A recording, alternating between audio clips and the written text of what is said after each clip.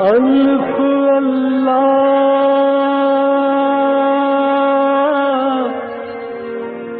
چمبے دی بوٹی میرے من وچ مرشد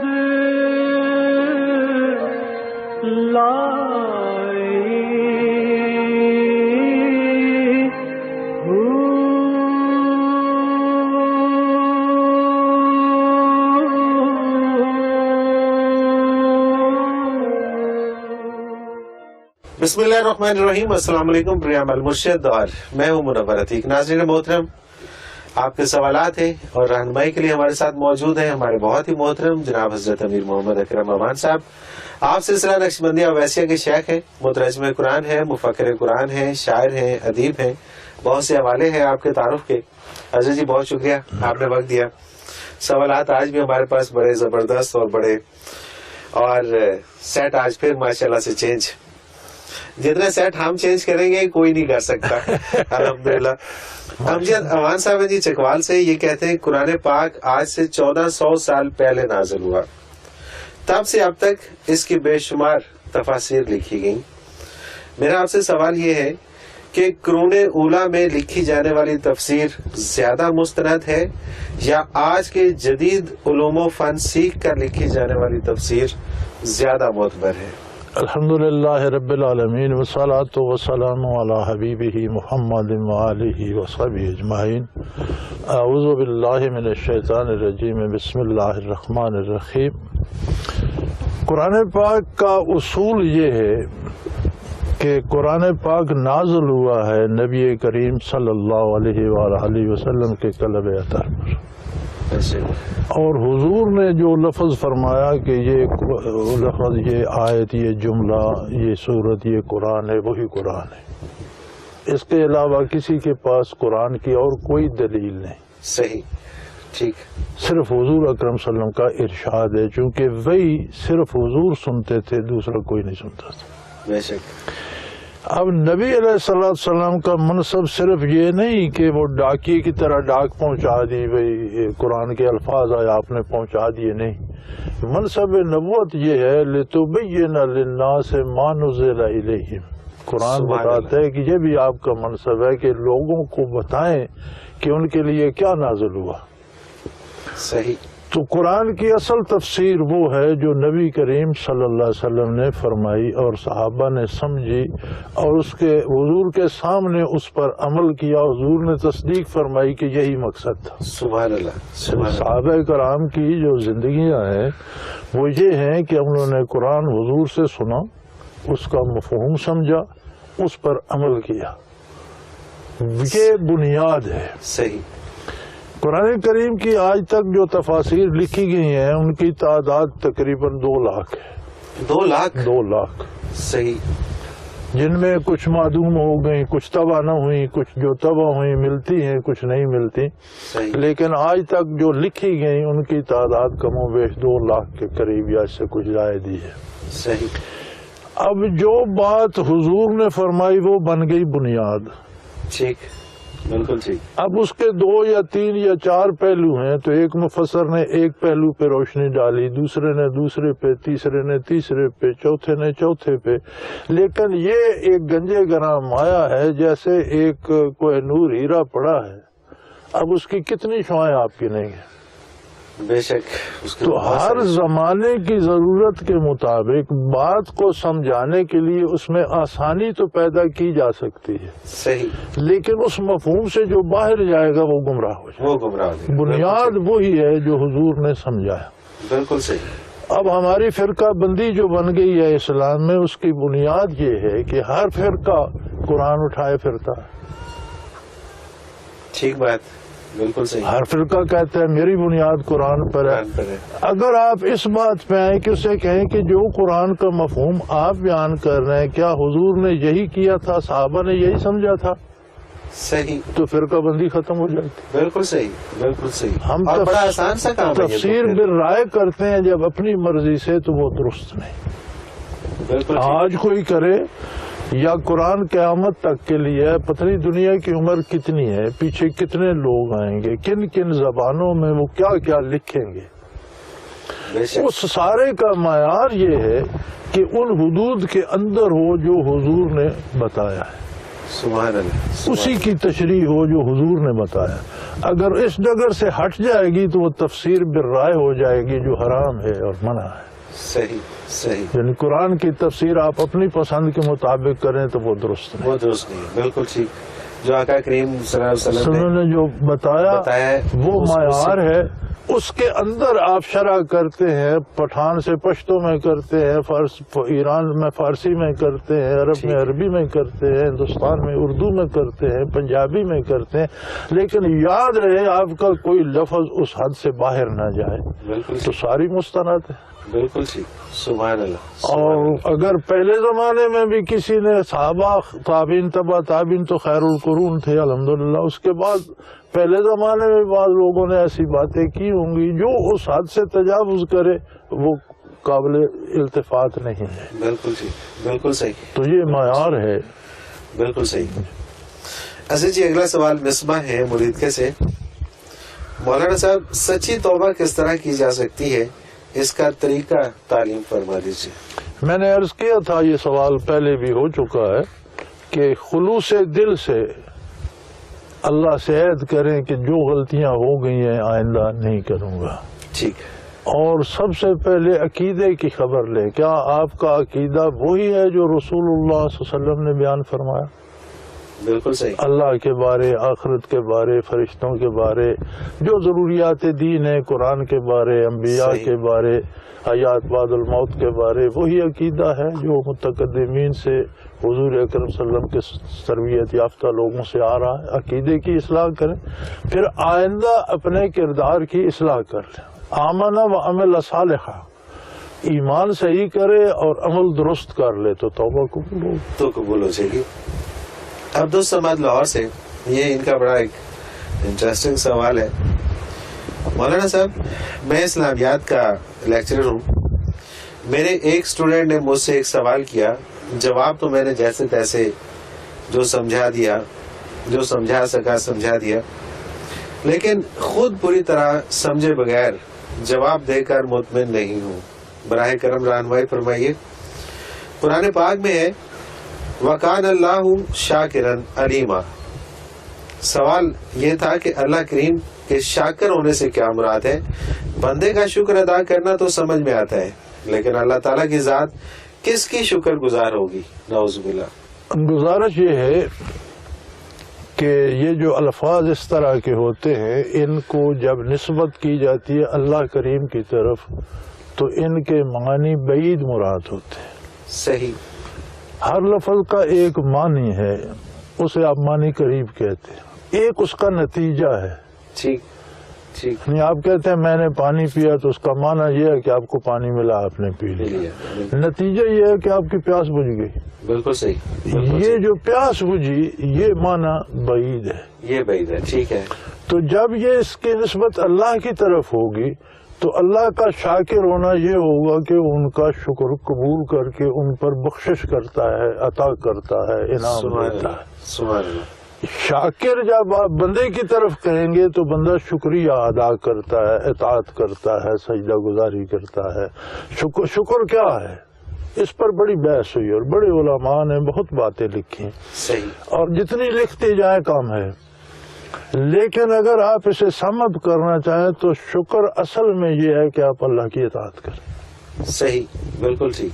اطاعت سے نکل گئے تو شکر کا موقع گیا، ختم ہو گیا۔ بالکل ٹھیک۔ تو بندے کا شکر ہے اطاعت کرے، صحیح۔ اللہ کا شکر ہے کہ اس کو قبول کر کے اس پہ انعامات سے نوازے، سبحان اللہ۔ اور ہے شاکرن علیما، اسے کسی کے جتانے یا بتانے یا عرضی دینے کی ضرورت نہیں، وہ خود جانتا ہے کہ کس نے کیا کیا، سبحان اللہ، اور اس کے مطابق وہ انعامات سے نوازتا ہے۔ تو جب یہ ان چیز مسئلہ ہے ید اللہ فوق ایدیہم، اب ید کا معنی ہوتا ہے ہاتھ، جنہوں نے حضور کی بیعت کی ان کے ہاتھوں پر اللہ کا ہاتھ ہے، صحیح. اب ہاتھ کی نسبت آپ بندے کی طرف بھی کر رہے ہیں، اللہ کی طرف، تو بندے کی طرف ہوگی تو اس کا یہ ہاتھ مراد ہو. ٹھیک. ہاتھ کا نتیجہ کیا ہے؟ جس کے ہاتھ پہ آپ ہاتھ رکھتے ہیں آپ کی پوری مدد اس کے ساتھ ہوتی ہے. سبحان اللہ. جب بے جد شک. کی نسبت اللہ کی طرف جائے گی تو اس کی پوری مدد ان کے ساتھ. مانا بعید مراد. صحیح. بالکل صحیح. بالکل صحیح. یہی ہے شاکر علیم. جب شاکر کی نسبت اللہ کی طرف جائے گی تو وہ شکر قبول کر کے اجر دے، بہت اجر دینے والا. نتیجہ بعید، جو مانا بعید ہے یعنی جو نتیجہ ہے وہ سامنے آئے. سبحان اللہ. سبحان اللہ. بڑا واضح ہو گیا جی. سمینہ امان ضلع چکوال سے حدیث پاک ہے کہ نماز یوں ادا کرو کہ تم خدا کو دیکھ رہے ہو، اور دوسری طرف ہم حضرت موسیٰ علیہ السلام کا واقعہ پڑھیں تو جب آپ نے یہ خواہش ظاہر کی تھی تو اللہ تعالیٰ نے جواب دیا تھا کہ لن ترانی، تم مجھے نہیں دیکھ سکتے. جب ایک اللہ کا نبی نہیں دیکھ سکتا تو ایک عام شخص اللہ تعالیٰ کا دیدار کیسے کر سکتے ہیں؟ براہ کرم اس حدیث سے پاک کی وضاحت فرما دیجیے. حدیث پاک کے الفاظ یہ ہیں کہ اللہ کی عبادت ایسے کرو جیسے تم اللہ کو دیکھ رہے ہو. یہ نہیں ہے کہ تم ہو باقی اللہ کو دیکھ رہے ہو. صحیح. تمہاری کیفیت قلبی وہ ہونی چاہیے جیسے اللہ قریب روبرو ہیں، تم دیکھ رہے ہو اور دیکھ کر سجدہ کر رہے ہو. تو یہ چونکہ معاملہ کیفیات کا ہے اور کیفیات نہ سمجھائی جا سکتی ہیں، نہ لکھی پڑھی جا سکتی ہیں، اس محسوس کی جا سکتی ہیں. تو یہ ایک کیفیت ہے کہ جب کوئی اس قدر اللہ اللہ کرتا ہے، نیکی کرتا ہے، حلال کھاتا ہے، تو اس کے اندر ایک کیفیت پیدا ہو جاتی ہے کہ جن چیزوں کو وہ نہیں دیکھ رہا گویا انہیں بھی دیکھ رہا ہے. صحیح. بالکل صحیح. حضرت علی رضی اللہ عنہ کا ایک ارشاد ہے، آپ نے فرمایا کہ اگر آج قیامت قائم ہو جائے تو مجھے کوئی حیرت نہیں ہو. صحیح. یعنی جو کچھ قیامت میں وقوع پذیر ہونا ہے اس پہ مجھے اتنا یقین ہے کہ گویا میں نے آج وہ دیکھ لیا ہے کہ ابھی قیامت قائم ہو جائے تو مجھے کوئی حیرت نہیں ہو. سبحان اللہ. سبحان اللہ. حضرت جی ایک وقفہ لیتے ہیں. ناظرین محترم، اگر آپ بھی اپنا کوئی سوال ہمیں بھیجنا چاہیں تو اسکرین پہ ہمارا نمبر موجود ہے، نوٹ فرما لیجیے. 033349555021. اس پہ ہمیں آپ اپنا سوال SMS کر دیجیے. اور اسی طرح سے اگر ہمیں آپ میل کرنا چاہیں تو ای میل ایڈریس اسکرین پہ موجود ہے، questions@almurshid.tv. اس پہ ہمیں ای میل کر دیجیے تو آپ کا سوال ہم اس پروگرام میں ضرور شامل کریں گے. ایک مختصر سا کمرشل بریک، اس کے بعد حاضر ہوتے ہیں. ہمارے ساتھ رہیے گا.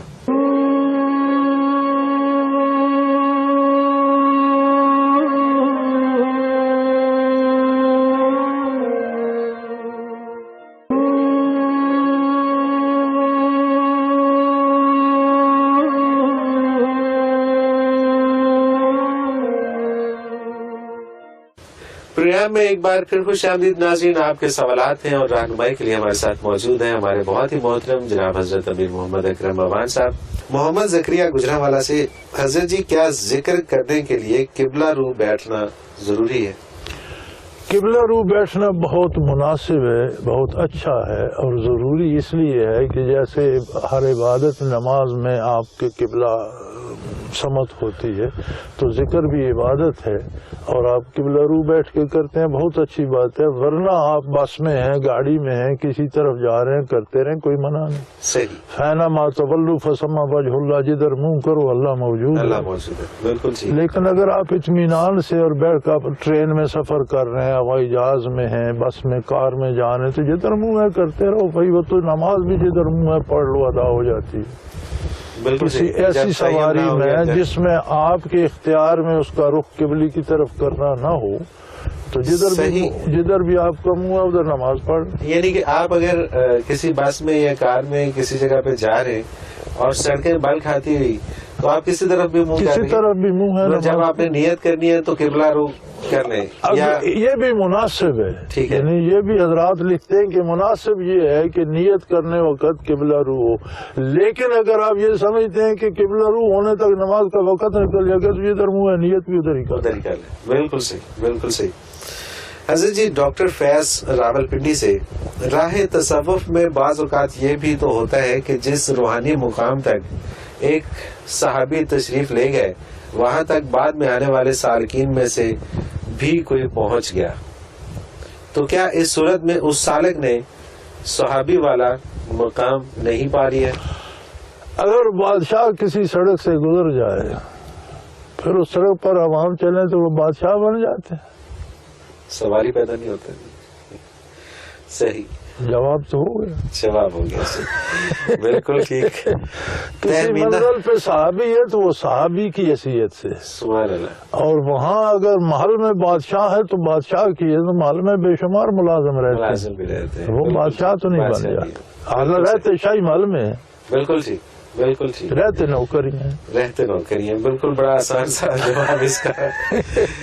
تہمینہ حسین لاہور سے یہ کہتے ہیں جی قرآن حکیم میں سود کھانے والے کے لیے ارشاد ہوتا ہے کہ وہ قیامت کے دن ایسے اٹھیں گے جیسے انہیں شیطان نے چھو کر دیوانہ بنا دیا ہو. تو کیا دیوانگی شیطان کے مس کرنے کا نتیجہ ہوتی ہے؟ نہیں, شیطان کے یا جن کے پکڑنے سے بھی تو بندہ مجنون ہو جاتا ہے نا.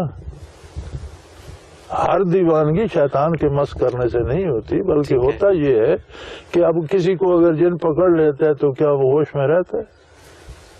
صحیح, وہ تو بالکل اپنے ہوش کو بیٹھتا ہے. اس کو بیٹھتا ہے نا. تو یہی یہ حالت بتائی گئی نا کہ سود خور جب اٹھے گا تو پاگلوں کی طرح صحیح ٹکرے مار رہا ہوگا. بالکل صحیح, بالکل صحیح. ہر دیوانگی نہیں, لیکن جن یا شیطان کے پکڑنے سے بھی دیوانگی آ جاتی. صحیح.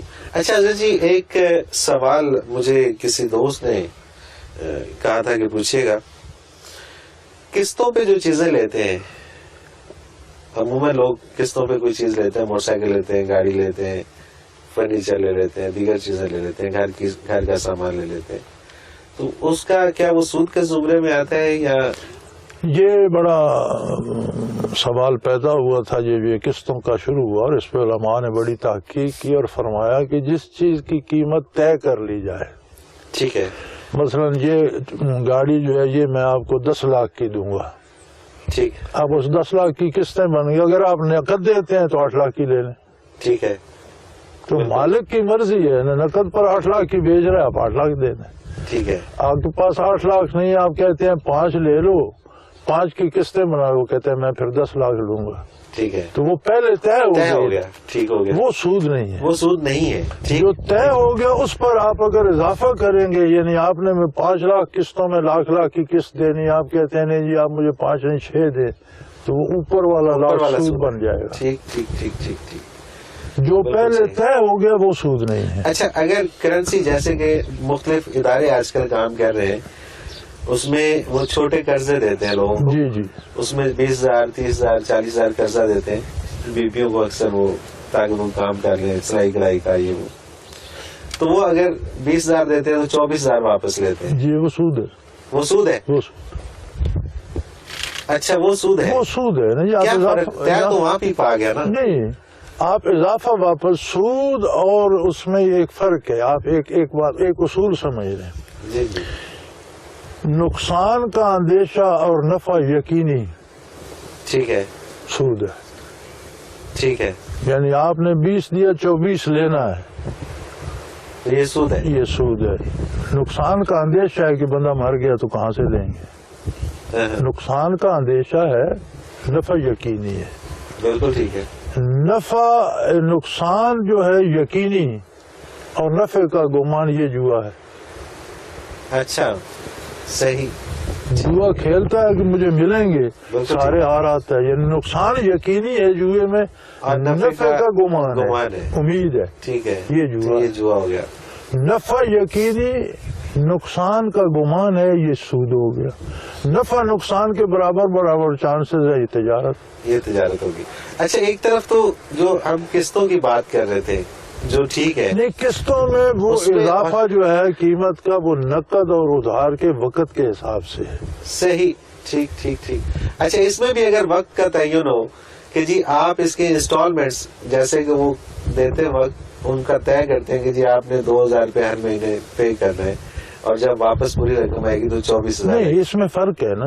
وہاں آپ قسطوں پہ کوئی چیز دیتے ہیں, بیڈ دیتے ہیں, صوفہ دیتے ہیں, کار دیتے ہیں, گھر دیتے ہیں. یہاں آپ دیتے کچھ نہیں نا, اس سے پیسے پہ پیسہ بڑھاتے ہیں. صحیح. اور پیسے پہ پیسہ بڑھانا سود ہو جائے گا نا. آپ نے دیا تو کچھ نہیں نا. یہ بڑا ابہام, اور کئی لوگ یہ سوال کرتے ہیں. نہیں, آپ نے اسے دینے والے نے رقم ہی دی ہے, تو اسی رقم پر رقم کا اضافہ طلب کر رہا ہے, تو یہ سود ہو گیا. بالکل. وہ قسطوں پر دینے والا چیز دیتا ہے, رقم نہیں دیتا. صحیح. اس کی قیمت نقد یا ادھار کی مختلف رکھتا ہے. ٹھیک. تو وہاں قیمت کا وہی چیز آپ نقد پہ لے لیں کم قیمت پہ مل جائے گی. بالکل صحیح. اور یہ تو پھر دیکھیے نا، یہ جو لوگ اس لوگوں کو مطلب خواتین کے لیے جو بہتری کا کام کر رہے ہیں کہ جی ان کو ہم جو ہے وہ یہ قرضہ دے کے تو روزگار دے دیں، تو دوسرے لفظوں میں پھر وہ سود تو یار انہیں روزگار دینے کی بجائے اپنا روزگار بنا لیں. وہ کوئی کمائے نہ کمائے نہ تو 24 واپس کریں گے. اٹ مینس کہ وہ ٹھیک نہیں ہے. نہیں دھوکہ ہے. نام اس کا جو ہے امداد ہے لیکن وہ فریب ہے. اللہ اکبر. حسن جی ایک آخری سوال اس میں شامل کرتے ہیں کیونکہ ہمیں پروگرام کا وقت نہیں پتہ چلتا، جلدی جلدی گزر جاتا ہے. کرنل عصمت اللہ حیدرآباد سے، اگر کوئی مسلمان گناہوں کی وجہ سے دوزخ میں جائے گا تو اس کی روح بھی دوزخ میں جائے گی. میرا سوال یہ ہے کہ روح کا تعلق تو عالم امر سے ہے، اس کا دوزخ میں جانا عجب بات. یہ پھر ہمارا کمال ہے نا جی کہ بعض تو شاہین تو اونچی ہواؤں کا پرندہ ہے لیکن ہم اس کے پاؤں سے گھنگرو باندھ کے اسے بٹھا دیتے ہیں. صحیح. ٹھیک ہے. ضرور تو واقعی عالم امر کی ہے لیکن جب ہم نے وہ باندھتے ہیں اس کے ساتھ تو پھر اسے بھی بٹھا دیتے. اسے بھی بٹھا لیتے. یہ تو ہمارا کمال ہے. بالکل صحیح. اسی سے اللہ نے منع فرمایا کہ اتنی عمدہ چیز تمہیں دی ہے تو اسے برباد نہ کرو. حسن جی ایک وقفہ لیتے ہیں. ناظرین محترم، اگر آپ بھی اپنا کوئی سوال ہمیں بھیجنا چاہیں تو اسکرین پہ ہمارا نمبر موجود ہے، نوٹ فرما لیجیے 0333 4955 اس پہ ہمیں آپ اپنا سوال SMS کر دیجیے. اور اسی طرح سے اگر ہمیں آپ میل کرنا چاہیں تو ای میل ایڈریس اسکرین پہ موجود ہے questions@almurshid.tv. اس پہ ہمیں ای میل کر دیجیے تو آپ کا سوال ہم اس پروگرام میں ضرور شامل کریں گے. ایک مختصر سا کمرشل بریک، اس کے بعد حاضر ہوتے ہیں. ہمارے ساتھ رہیے گا.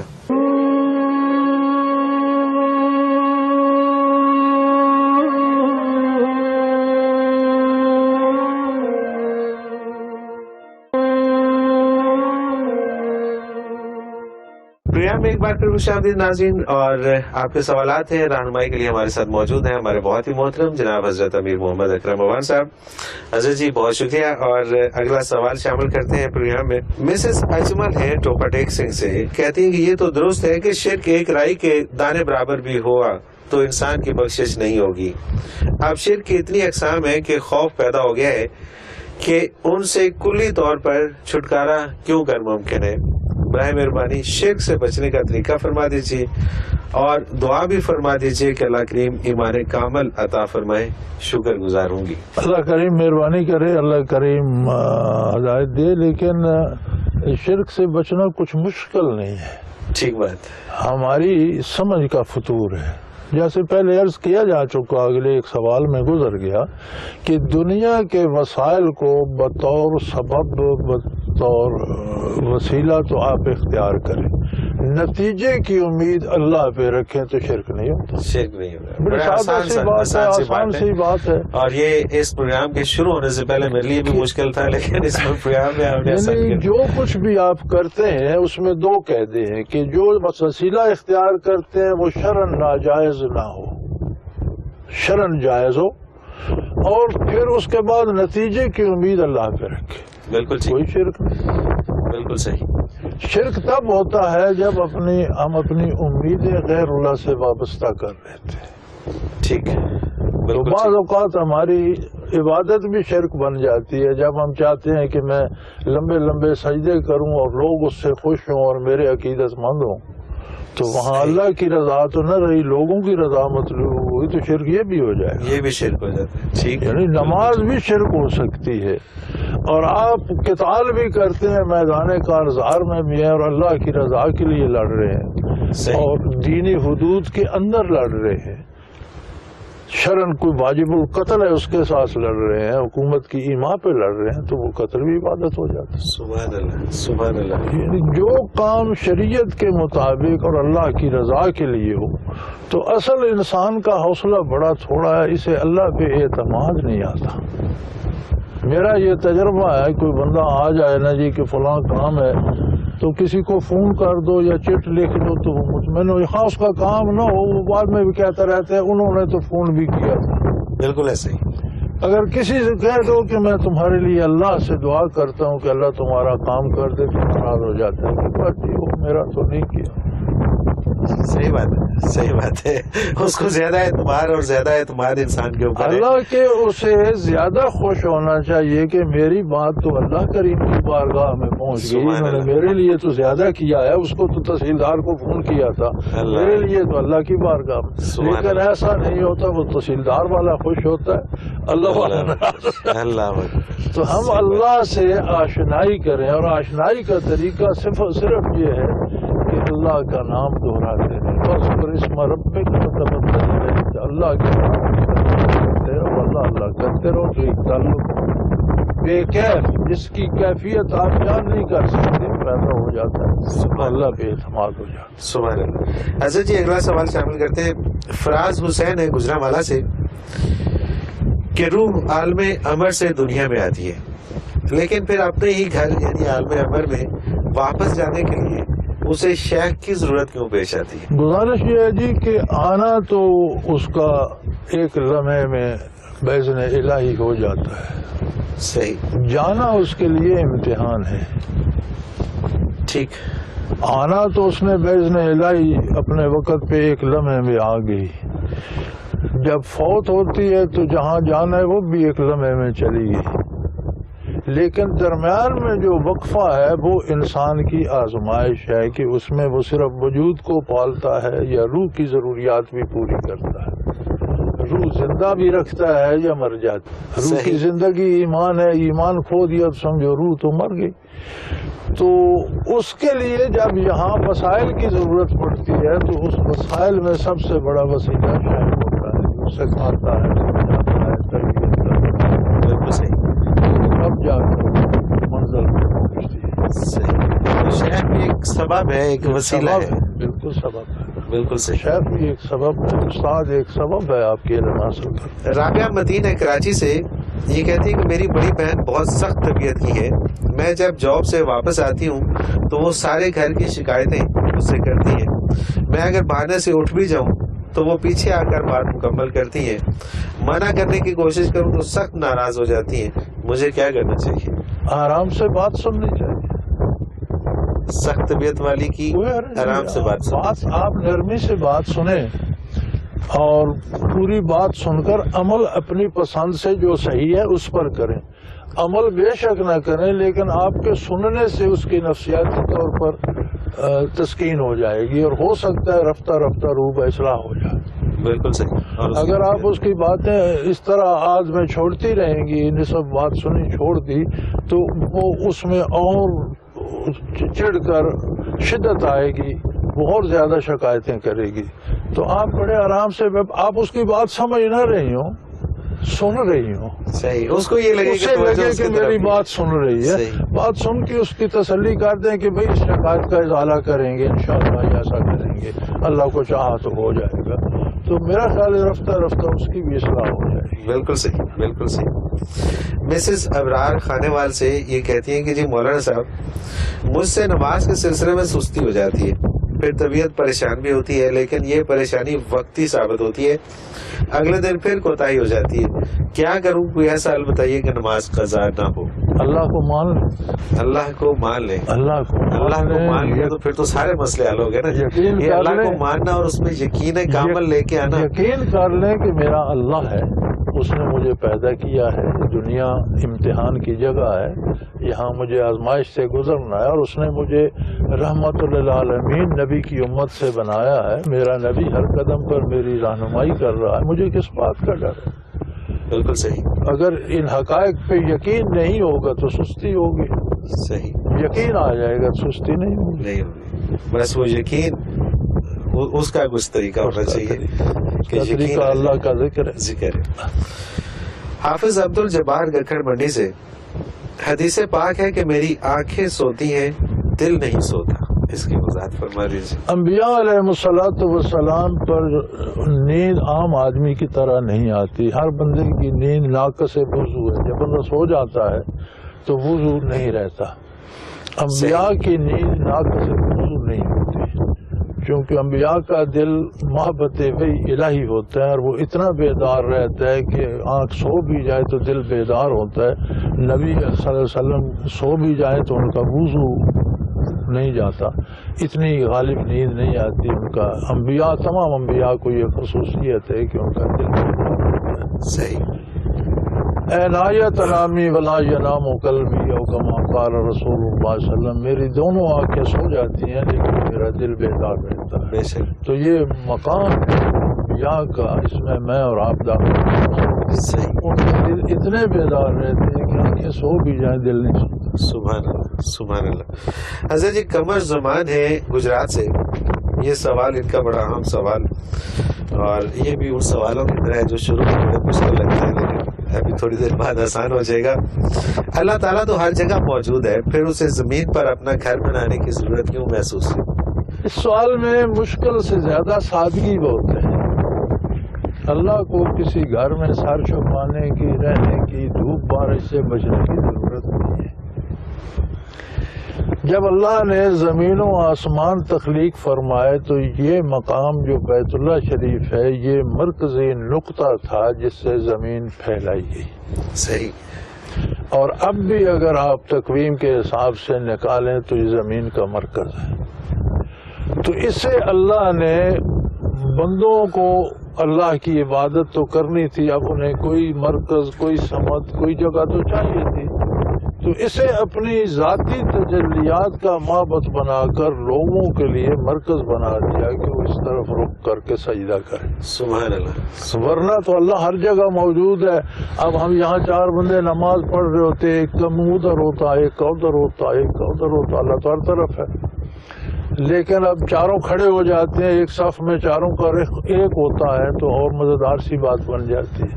تو روئے زمین کے مسلمانوں کا رخ جب سمت قبلہ ہوتا ہے تو یہ تربیت بھی ہے کہ تم ایک اللہ کے بندے ہو اور تمہارا صرف رخ نہیں، تمہارا پورا نظام ایک ہونا چاہیے. سبحان اللہ. اصل بات تمہارا مزاج ایک ہونا چاہیے، تمہاری باتیں ایک ہونی چاہیے، تمہارے دوست دشمن ایک ہونے چاہیے، تمہاری تربیت، تمہارا سارا نظام ایک ہونا چاہیے کہ تم سارے ایک ہو. سبحان اللہ. تو اللہ تو گھروں سے بے نیاز ہے، یہ تو اس نے مخلوق کے لیے مرکز بنا دیا کہ سمت سجدہ مقرر ہو. بالکل صحیح، بالکل صحیح. علی مراد جوہر آباد سے، صحابہ اکرام میں ایسے لوگ ہیں جو ایمان لائے ہی تھے کہ جہاد میں شامل ہو کر شہید ہو گئے. انہوں نے کوئی نماز نہیں پڑھی، کوئی روزہ نہیں رکھا، بغیر عبادت کے انہیں اتنا بلند مقام کیسے مل گیا اور ان کا نام لے کر رضی اللہ تعالی عنہ کہا جاتا ہے؟ بالکل، یہ برکات ہیں محمد رسول اللہ صلی اللہ علیہ وسلم کی صحبت کی. یار انہوں نے نماز نہیں پڑھی، نماز کا وقت ہی نہیں آیا، چھوڑی نہیں نماز. بغیر نماز کے کچھ ایسے بھی ہیں کہ نمازیں فرض نہیں ہوئی تھی پہلے شہید ہو. صحیح، نماز فرض ہی نہیں ہوئی تھی. کچھ ایسے بھی ہیں کہ انہیں سیکھنے کی فرصت ہی نہیں ملی. اب موسیٰ علیہ السلام کے جادوگر جو فرعون کے مقابلے میں تھے انہوں نے کب نماز پڑھی تھی؟ کوئی نماز نہیں پڑھی. میدان میں انہوں نے کہا ہم موسیٰ علیہ السلام پر، اللہ پر ایمان لاتے ہیں. فرعون نے وہیں انہیں سولی دی، انہوں نے کہا دے. انہوں نے وہاں پورے برزخ کا منظر بیان کر دیا. انہیں کس نے بتایا تھا؟ اللہ اکبر. تو اگر موسیٰ علیہ السلام کی صحبت میں ان کے دل اتنے روشن ہو گئے کہ انہوں نے پورا منظر بتا دیا تو محمد رسول اللہ کی صحبت میں آنے والے کو آپ کیا سمجھتے؟ سبحان اللہ. اللہ عنہ تو اسے اللہ نے انعام دیا. سبحان اللہ، سبحان اللہ. حضرت جی پھر وہی ہوا کہ ہمارے پروگرام کا وقت اپنے اختتام کو پہنچا. ناظرین محترم، انشاءاللہ تعالی اگلے پروگرام میں اسی دن اسی چینل پر پھر ملاقات ہوگی. جاتے جاتے آپ کو اپنا فون نمبر اور ای میل ایڈریس بتاتا چلوں. اگر آپ بھی اپنا کوئی سوال بھیجنا چاہیں اور اس پروگرام میں شامل ہونا چاہیں تو اسکرین پہ ہمارا نمبر بار بار پڑتا ہے، اس کو نوٹ فرما لیجیے. 033349555021. اس پہ ہمیں میسج کر دیجیے. اپنا کوئی بھی سوال ہو ہم اس کو پروگرام میں شامل کریں گے. اسی طرح سے ہمارا ای میل ایڈریس موجود ہے اسکرین کے اوپر، آپ نوٹ فرما لیجیے. questions@almurshid.tv. اس پہ ای میل کیجیے اور ای میل آپ کی ہم اس سوال کو بھی اس پروگرام میں شامل کریں گے. اس کے ساتھ ہی پروگرام کا وقت ختم ہوا. منور عتیق کو اجازت دیجیے. اللہ حافظ.